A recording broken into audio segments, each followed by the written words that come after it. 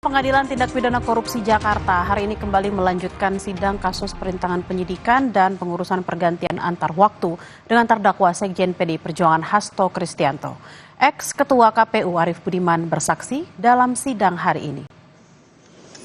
Selain ex-Ketua KPU, jaksa juga menghadirkan dua saksi lainnya, yakni ex-Komisioner KPU Wahyu Setiawan dan ex-anggota Bawaslu Agustiani Tio Fridelina yang berstatus terpidana kasus pergantian antar waktu anggota DPR. Dari keterangan sejumlah saksi, jaksa akan menggali soal sumber uang suap. Sekjen PDI Perjuangan Hasto Kristianto didakwa merintangi penyidikan kasus dugaan suap dengan terdakwa Harun Masiku. Hasto juga diduga memerintahkan Harun Masiku merendam telepon seluler agar tak terlacak penyidik KPK saat operasi tangkap tangan. Ketua DPP PDIP Ganjar Pranowo turut hadir dalam sidang Hasto Kristianto di Pengadilan Tipikor Jakarta Kamis pagi. Ganjar mengaku datang untuk memberi semangat kepada Hasto dalam menjalani sidang kasus hukumnya. Lebih lengkap soal jalannya sidang Hasto Kristianto di Pengadilan Tipikor Jakarta, kita bergabung dengan jurnalis Kompas TV Niputu Trisnanda dan juru kamera Febri James. Selamat siang Putu, fakta apa saja yang sudah digali jaksa dari keterangan tiga saksi yang dihadirkan hari ini? Ya, selamat siang Bella dan juga saudara. Sampai dengan siang hari ini ada sedikit perubahan. Sebetulnya kalau tadi disampaikan ada 3 orang saksi yang dihadirkan oleh jaksa penuntut umum begitu dari KPK. Ini ada 1 yang berhalangan hadir karena memang sedang dalam kondisi sakit begitu. Jadi mantan anggota Bawaslu Agustiani Tio ini tidak hadir atau tidak memenuhi panggilan dari jaksa penuntut umum untuk hadir sebagai saksi dalam persidangan kali ini, sehingga yang kemudian hadir sebagai saksi hanya ada 2, yakni ex-ketua KPU, yaitu Arief Budiman, dan juga mantan komisioner KPU yang juga merupakan mantan terpidana dalam kasus suap Harun Masiku, yakni Wahyu Setiawan, yang kemudian bersaksi. Dan juga saat ini proses yang tengah terjadi atau berjalan di persidangan adalah bagaimana kemudian jaksa penuntut umum ini menggali pengetahuan baik itu dari Arief Budiman ataupun juga dari Wahyu Setiawan terkait proses pergantian antar waktu anggota DPR RI.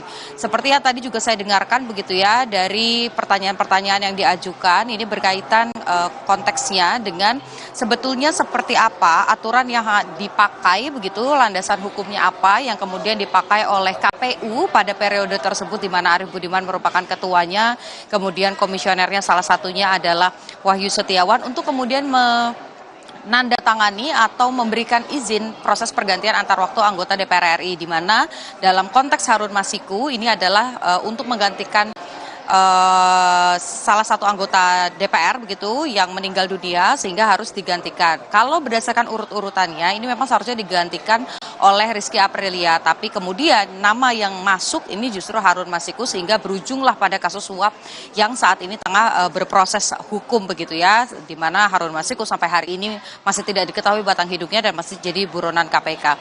Dan tadi yang disampaikan bahwa memang pada awalnya Wahyu Setiawan yang merupakan mantan kader PDI Perjuangan atau juga memiliki kedekatan dengan PDI Perjuangan ini sudah menjelaskan bahwa itu tidak bisa dilakukan, Harun Masiku menggantikan pihak yang kemudian meninggal dunia, karena memang ada di urutan yang cukup rendah begitu jika dibandingkan dengan Rizky Aprilia, sehingga seharusnya adalah nama Rizky Aprilia yang menggantikan. Tapi karena pihak tersebut meninggal sebelum penetapan sehingga ada kerancuan dalam landasan hukum. Oleh karena itu pihak dari partai, yaitu PDI Perjuangan, ini bersurat, di mana surat itu ditandatangani oleh Ketua Umum dan juga Sekjen Partai untuk meminta kepada Mahkamah Agung terkait dengan fatwa tersebut. Ini seperti apa landasan hukumnya ketika misalnya calon yang kemudian sudah terpilih memiliki suara terbanyak meninggal dunia sebelum ditetapkan sebagai anggota DPR RI begitu, sehingga yang kemudian dikeluarkan oleh MA adalah ketika ada proses seperti itu, ketika ada situasi seperti itu,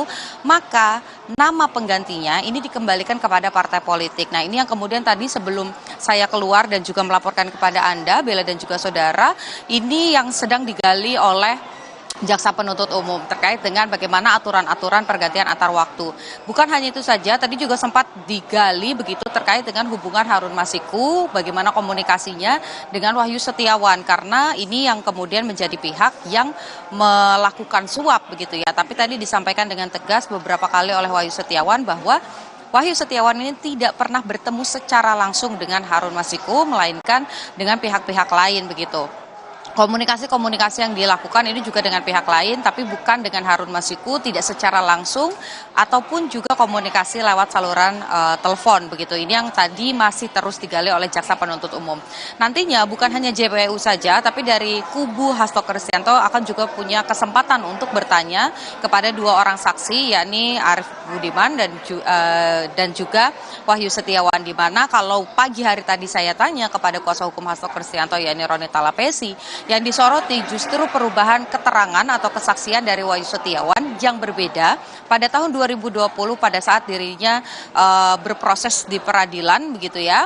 Dan sudah ingkrah juga, di mana dinyatakan tidak ada keterlibatan sekjen sama sekali. Tapi pada 2025, kalau melihat dakwaan yang disampaikan oleh jaksa penuntut umum, ini ada keterangan yang mengarah bahwa Hasto Kristianto ini juga ikut melakukan proses suap tersebut, di mana ada sekitar 600 juta rupiah yang diberikan oleh Hasto Kristianto untuk diberikan ke Wahyu Setiawan agar nama Harun Masiku ini bisa menggantikan Rizky Aprilia dan maju sebagai anggota DPR RI pada periode tersebut. Nah, ini yang kemudian nanti akan digali oleh kubu Hasto Kristianto. Prosesnya masih panjang karena ini masih gilirannya jaksa penuntut umum. Nanti akan ada giliran hakim juga untuk melihat kesesuaian bukti-bukti dan juga pernyataan-pernyataan dari kedua saksi. Dan tentu saja ini nanti akan menjadi bahan pertimbangan hakim dalam memutuskan di akhir proses masa persidangan apakah Hasto Kristianto ini memang betul melakukan proses suap, kemudian juga ada proses perintangan penyidikan. Tapi kalau kita lihat dari saksi yang dihadirkan hari ini, rasa-rasanya begitu,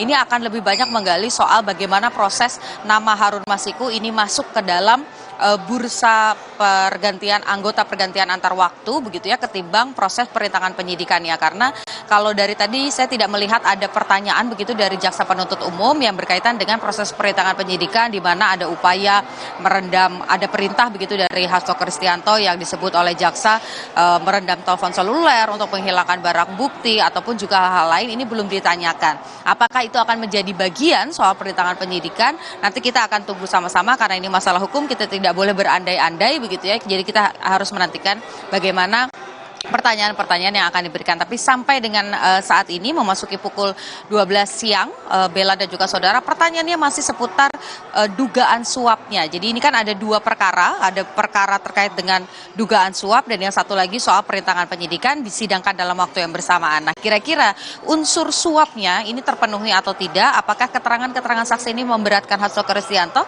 atau justru jika tidak bisa dimanfaatkan dengan baik oleh jaksa penuntut umum untuk menunjukkan bukti-bukti dan menyelaraskannya dengan keterangan saksi, tentu saja justru ini akan menguntungkan kubu Hasto Kristianto nantinya. Bella. Baik, terima kasih atas laporan Anda. Memang kita harus menunggu seperti apa jalannya persidangan hari ini, terutama dari keterangan dari pihak kuasa hukum Hasto Kristianto. Terima kasih atas laporan Anda, jurnalis Kompas TV, Niputu Trisnanda dan juga Febri James, langsung dari Pengadilan Tipikor Jakarta.